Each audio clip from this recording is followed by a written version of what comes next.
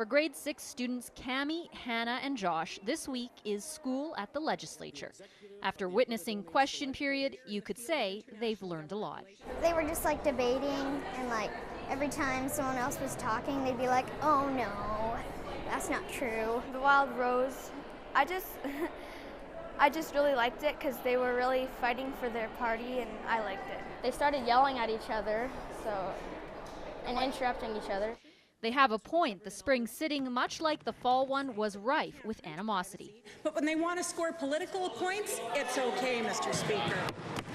The sitting wrapped Wednesday. It was one where the focus was squarely on the budget, a budget that continues to draw critics. Shame on you! Shame on you! Hi, everybody. Hey.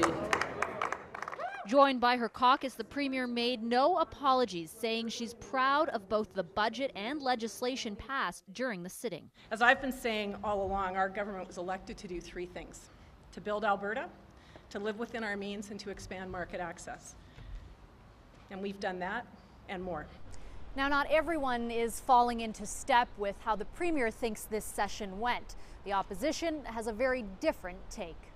Critics highlighted the Premier's attendance or lack thereof. Redford came to question period 63% of the time.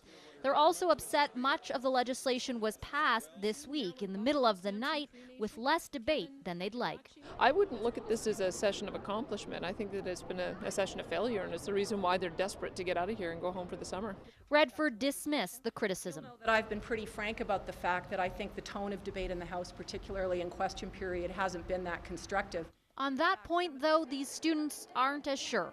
While the debate surprised them, they see the point of it and have some advice before the next sitting begins in the fall. When they're in the chamber, I wouldn't advise them to interrupt people, because people should get a say on what their ideas are. Vasha Capellos, Global News.